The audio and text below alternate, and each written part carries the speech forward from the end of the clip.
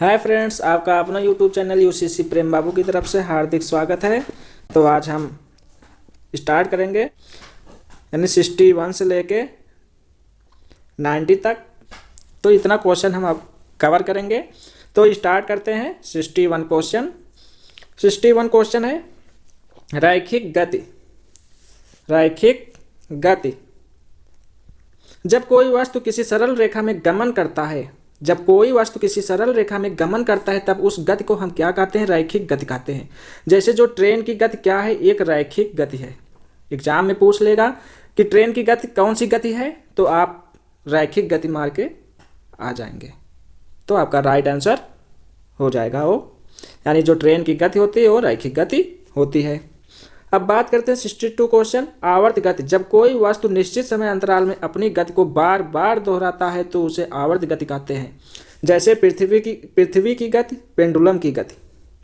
क्योंकि पृथ्वी की गति और पेंडुलम की गति बार बार एक ही जगह वो अपने जगह पे रिपीट करती है, यानी घूमती रहती है, घूर्णन करती रहती है, तो उसे हम क्या कहते हैं? आवर्त गति कहते हैं। अब नेक्स्ट पॉइंट है 63 दोलन गति। जब कोई वस्तु किसी निश्चित बिंदु के आगे पीछे गति करता है तो इसे दोलन गति कहते हैं। जैसे झूले की गति, पेंडुलम की गति।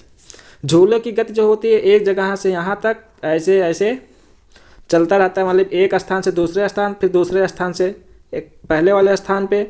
तो इस प्रकार की जो गति होती है उसे हम क्या कहते हैं? दोलन गति कहते हैं। अब नेक्स्ट पॉइंट है हमारा 64 वृत्तीय गति। जब कोई वस्तु वृत्ताकार मार्ग पर गति करती है तो उसकी गति को हम वृत्तीय गति कहते हैं। यानी जब कोई वस्तु वृत्ताकार मार्ग पर गति करती है तो उसे हम वृत्तीय गति कहते हैं। जैसे पृथ्वी की गति, नाभिक के चारों ओर इलेक्ट्रॉनों की गति। यानी पृथ्वी जो है एक वृत्ताकार मार्ग पर गति करती है, घूर्णन करती है, इसलिए इसे हम वृत्तीय गति भी कह सकते हैं, आवर्ती गति भी बोल सकते हैं। और जो एक नाभिक होता है, नाभिक के चारों ओर जो इलेक्ट्रॉन चक्कर लगाता है, घूर्णन करता है, ऐसे ऐसे चक्कर लगाता रहता है, तो उस हम क्या कहते हैं? वृत्तीय गति कहते हैं, क्योंकि वो गोल आकार में चक्कर लगाता है। नेक्स्ट पॉइंट है एक समान वृत्तीय गति में चाल अचर एवं वेग चर होता है। एक समान वृत्तीय गति जो होती है उसमें जो चाल होता है वो अचर होता है और जो वेग होता है वो चर होता है। यानी चर और अचर की बात जब किया जाए तो जो चाल होता है उसे हम अचर बोलते हैं, जो वेग होता है उसे चर बोलते हैं। तो इतनी बात फ्रेंड्स समझ गए होंगे। अब बात करते हैं नेक्स्ट पॉइंट पर कोणीय वेग। कोणीय वेग, वृत्ताकार मार्ग पर गतिशील कण को वृत्त के केंद्र से मिलाने वाली रेखा एक सेकंड में जितने कोण से घूम जाती है उसे उस कोण का कोणीय वेग कहते हैं।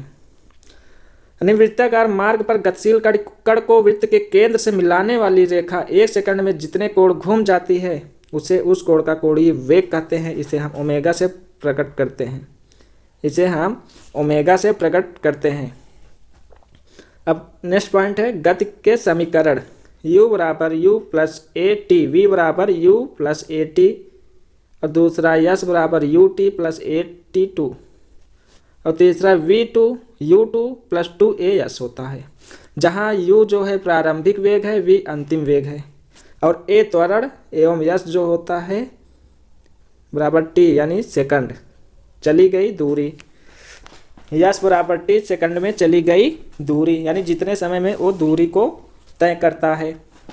ते आपके समीकरण हो गए। तब नेक्स्ट पॉइंट है समुद्र की गहराई पैदम में नापी जाती है और दूरी का जो नाटिकल मील द्वारा नापा जाता है। नाटिकल मील द्वारा नापा जाता है। अब नेक्स्ट पॉइंट है यदि डोरी की लंबाई तथा गुरुत्वीय त्वरण g हो तो सरल लोलक का आवर्तकाल t बराबर 2 होता है, यानी 2 गुना होता है अगर वहाँ g गुरुत्वीय त्वरण उपस्थित है तो। नेक्स्ट पॉइंट है हमारा यदि लोलक की लंबाई 4 गुनी कर दी जाए तो लोलक झूलने का समय 2 गुना हो जाएगा। यदि लोलक की लंबाई बढ़ा दी जाए, 4 गुनी कर दी जाए, तो जो लोलक झूलने का समय है वो 2 गुना हो जाएगा। नेक्स्ट पॉइंट है 71, लोलक की लंबाई बढ़ने पर आवर्तकाल भी बढ़ जाता है। भाई अगर लंबाई बढ़ेगी तो आवर्तकाल बढ़ेगा ही बढ़ेगा। यही कारण है कि यदि कोई व्यक्ति झूला खोलने के क्रम में खड़ा हो जाए तो उसका गुरुत्वीय केंद्र ऊपर उठ जाता है, जिसके फलस्वरूप लंबाई घट जाएगी। इस कारण आवर्तकाल घट जाएगा, अर्थात झूला जल्दी जल्दी दोलन करेगा। झूला जो है जल्दी जल्दी दोलन करेगा। फ्रेंड्स नेक्स्ट पॉइंट है, लोलक को पृथ्वी से ऊपर या नीचे ले जाने पर आवर्तकाल बढ़ जाता है। यानी जो लोलक होता है पृथ्वी से चाहे ऊपर ले जाएं या नीचे ले जाएं, उसका जो आवर्तकाल होता है वो बढ़ जाता है, क्योंकि गुरुत्वीय त्वरण कम हो जाता है। अगर ऊपर जा रहे हैं तो भी गुरुत्वीय त्वरण कम होगा, और नीचे आ रहे हैं पृथ्वी से तो भी गुरुत्वीय त्वरण क्या होता है, कम होता है। नेक्स्ट पॉइंट है, लोलक घड़ी को उपग्रह में ले जाने पर आवर्तकाल इसका क्या होता है, अनंत हो जाता है। यानी लोलक घड़ी जो होती है उसे हम अगर उपग्रह में ले जाएंगे तो इसका जो आवर्तकाल होता है वो अनंत हो जाता है। अब ये अनंत क्यों हो जाता है, क्योंकि वहाँ जी का मान शून्य होता है, 0 होता है। इस कारण लोलक घड़ी काम नहीं करेगी। उपग्रह में अगर लोलक घड़ी को ले जाया जाए तो वो घड़ी वहाँ पे काम नहीं करेगी, क्योंकि वहाँ का जो गुरुत्वीय त्वरण जी है वो 0 है, यानी वहाँ गुरुत्वीय त्वरण नहीं है, इसलिए उसका आवर्तकाल जो होगा वो अनंत होगा। अब नेक्स्ट पॉइंट है, चंद्रमा पर लोलक घड़ी का आवर्तकाल बढ़ जाता है। चंद्रमा पर लोलक घड़ी का आवर्तकाल क्या होता है, बढ़ जाता है, और क्योंकि जी का मान वहाँ घट जाता है। चंद्रमा की बात अगर जब किया जाए तो वहाँ आवर्तकाल बढ़ जाता है, क्योंकि वहाँ जी का मान घट जाता है। नेक्स्ट पॉइंट है, गर्मी में लोलक की लंबाई बढ़ जाती है, इस कारण आवर्तकाल बढ़ जाता है, अतः घड़ी सुस्त हो जाती है। अब अगर एग्जाम में पूछ ले कि गर्मी में घड़ी सुस्त क्यों हो जाती है, तो आप बताएंगे कि इसका जो आवर्तकाल होता है वो बढ़ जाता है, क्योंकि इसकी लंबाई जब बढ़ जाती है तो आवर्तकाल भी बढ़ जाता है। जब आवर्तकाल भी बढ़ जाता है तो घड़ी जो है वो सुस्त चलने लगती है। नेक्स्ट पॉइंट है, जाड़े में लोलक की लंबाई घट जाती है, इस कारण आवर्तकाल घट जाता है, तो घड़ी तेज हो जाती है। नेक्स्ट पॉइंट है, पृथ्वी के केंद्र में जी का मान 0 होता है। ये आपका पृथ्वी है, पृथ्वी का जो केंद्र है, केंद्र में जो जी का मान होता है वो 0 होता है, अतः पेंडुलम वाली घड़ी का आवर्तकाल अनंत हो जाता है, अतः घड़ी काम नहीं करेगी, काम नहीं करेगी। नेक्स्ट पॉइंट है, झूले पर एक व्यक्ति की जगह 2 व्यक्ति बैठ जाए तो इसका आवर्तकाल पर कोई प्रभाव नहीं पड़ेगा, क्योंकि आवर्तकाल द्रव्यमान पर निर्भर नहीं करता है। ये पॉइंट वेरी वेरी इंपॉर्टेंट है कि अगर एग्जाम में पूछ लेगा कि झूले पर यदि 2 व्यक्ति बैठ जाए तो इसके द्रव्यमान पर आवर्तकाल बढ़ेगा या घटेगा, तो आप सीधा सीधा बोल देंगे कि आवर्तकाल पर कोई भी प्रभाव नहीं पड़ेगा। क्यों? क्योंकि आवर्तकाल जो होता है वो द्रव्यमान पर निर्भर नहीं करता है। ये बहुत इंपॉर्टेंट क्वेश्चन है फ्रेंड, इसको बहुत ध्यान से देखेंगे, क्योंकि ये कंफ्यूज यहाँ बच्चे बहुत ज़्यादा हो जाते हैं। तो झूले पर एक व्यक्ति की जगह 2 व्यक्ति बैठ जाए तो इसका आवर्तकाल जो पर कोई प्रभाव नहीं पड़ेगा। अब क्यों नहीं पड़ेगा? क्योंकि आवर्तकाल जो होता है वो द्रव्यमान पर निर्भर नहीं करता है। नेक्स्ट पॉइंट है के बल नियतांक के एक स्प्रिंग को 2 समान भागों में काट दिया जाए तो प्रत्येक भाग का बल नियतांक 2K होगा।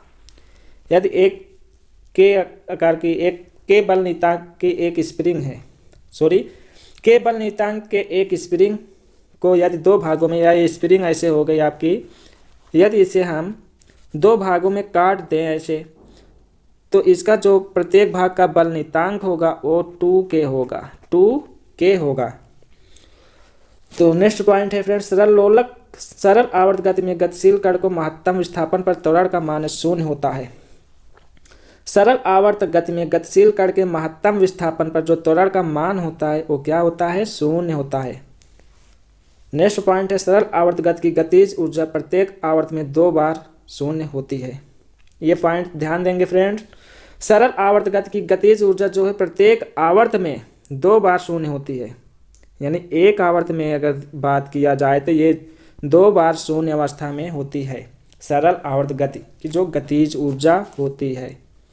नेक्स्ट पॉइंट है, सेकंड लोलक का चंद्रमा पर आवर्तकाल 5 सेकंड होता है।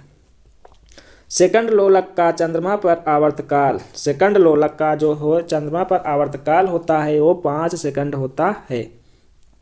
नेक्स्ट पॉइंट है, दोलन करते लोलक की स्थितिज ऊर्जा जो है चरमावस्था पर अधिकतम होगी, चरमावस्था पर अधिकतम होती है। नेक्स्ट पॉइंट है 84, क्वेश्चन नंबर 84, किसी पेंडुलम की लंबाई दोगुनी कर देने पर उसका आवर्तकाल गुना बढ़ जाता है, 2 गुना यानी बढ़ जाता है। भाई पेंडुलम की लंबाई अगर 2 गुनी कर दी जाए तो उसका आवर्तकाल भी तो बढ़ जाता है, तो यही बात है। अब नेक्स्ट पॉइंट है, सेकंड जो है पेंडुलम का आवर्तकाल 2 सेकंड होता है। सेकंड पेंडुलम का जो आवर्तकाल होता है वो 2 सेकंड होता है। ये फ्रेंड्स ध्यान देंगे, अगर सेकंड पेंडुलम की जब बात किया जाए आवर्तकाल कितना होता है तो आप 2 सेकंड मारेंगे, क्योंकि ऑप्शन में 1 2 3 4 दिया रहेगा तो उसमें 2 आपका राइट आंसर होगा। नेक्स्ट पॉइंट है, चंद्रमा पृथ्वी के चारों ओर चक्कर लगाता रहता है, चंद्रमा की यह गति आवर्त गति है। चंद्रमा जो है पृथ्वी के चारों ओर चक्कर लगाता रहता है, तो चंद्रमा की जो गति या चक्कर लगाता है उसे कौन सी गति बोलते हैं, तो उसे आवर्त गति बोलते हैं, आवर्त गति बोलते हैं। नेक्स्ट पॉइंट है, भौतिकी के पिता न्यूटन ने सन 1686 ईस्वी में अपनी पुस्तक प्रिंसिपिया में सबसे पहले गति के नियम का प्रतिपादन किए थे। ये फ्रेंड्स ध्यान देंगे कि भौतिकी के पिता न्यूटन सन 1686 ईस्वी में अपनी पुस्तक प्रिंसिपिया में सबसे पहले किस नियम का प्रतिपादन किए थे, तो गति के नियम का प्रतिपादन किए थे, गति के नियम का प्रतिपादन किए थे। नेक्स्ट पॉइंट है हमारा क्वेश्चन नंबर 88 है, न्यूटन का प्रथम गति नियम। न्यूटन का प्रथम गति नियम, प्रत्येक वस्तु अपनी यथास्थिति में तब तक बनी रहती है जब तक कोई असंतुलित बल लगाकर उसकी स्थिति में परिवर्तन के लिए बाध्य न किया जाए, तब तक वो गति करती रहती है। इसे गैलीलियो का जड़त्व नियम भी कहते हैं। न्यूटन का प्रथम गति नियम बल की परिभाषा भी करता है। यानी यहाँ 3 क्वेश्चन आपका निकल के आ रहा है। न्यूटन का जो प्रथम गति नियम है उसे गैलीलियो का जड़त्व नियम, गैलीलियो का नियम कहते हैं, जड़त्व का नियम भी कहते हैं। और न्यूटन के प्रथम गति नियम को बल जो होता है बल को परिभाषित भी किया गया है। न्यूटन के प्रथम गति नियम के आधार पर बल को परिभाषित किया गया है। तो इतनी बात आप लोगों को क्लियर हो गई होगी। तो नेक्स्ट पॉइंट है जड़त्व। किसी द्रव्यात्मक वस्तु का वह गुण जिससे किसी वस्तु सदैव समान अवस्था में बनी रहती है उसे जड़त्व कहते हैं। किसी द्रव्यात्मक वस्तु का वह गुण जिससे किसी वस्तु सदैव समान अवस्था में बनी रहती है उसे जड़त्व कहते हैं। समान अवस्था में अगर बनी रहती है तो जड़त्व कहा जाता है। द्रव्यमान वस्तु के जड़त्व का संख्यात्मक मान है। द्रव्यमान जो है वो वस्तु के जड़त्व का क्या है, संख्यात्मक मान है। जड़त्व का उदाहरण, चलती हुई कार के अचानक रुक जाने पर उसमें बैठे व्यक्ति आगे झुक जाते हैं। किस कारण झुक जाते हैं, जड़त्व के कारण झुक जाते हैं। नेक्स्ट पॉइंट है क्वेश्चन नंबर 19, न्यूटन का द्वितीय नियम। किसी वस्तु पर आरोपित बल या वस्तु के द्रव्यमान नियम तथा उसमें उत्पन्न त्वरण ए के गुणनफल के अनुक्रमानुपाती होता है तथा त्वरण की दिशा वही होती है जो कि बल की होती है। यानी ये गुणनफल के क्या होता है, अनुक्रमानुपाती होता है। किसी वस्तु पर आरोपित बल या वस्तु के द्रव्यमान नियम तथा उसमें जो उत्पन्न त्वरण होता है एक गुणनफल के अनुक्रमानुपाती होता है तथा त्वरण की जो दिशा वही होती है, त्वरण की दिशा वही होती है जो कि बल की होती है। जो बल की दिशा होती है वही त्वरण की दिशा होती है, इसलिए इसे F बराबर m × a बोला जाता है। ये इसका फार्मूला न्यूटन के द्वितीय नियम का, F बराबर m a इसको बोला जाता है। तो फ्रेंड्स इतना आप लोगों को समझ में आ गया होगा। अगर आ गया हो तो लाइक करें, सब्सक्राइब करें, बेल आइकन घंटी को दबाना ना भूलें, जिससे मैं कोई भी वीडियो यहाँ से अपलोड करूँ इंपॉर्टेंट फैक्टों के साथ वो आप लोगों तक पहुँच सके और आप लोग आसानी से वीडियो को देख सकें। तो फ्रेंड्स बस आज के लिए इतना है, फिर लेके आएंगे टॉप 30 क्वेश्चन आप लोगों के बीच में। तब तक के लिए धन्यवाद, नमस्कार।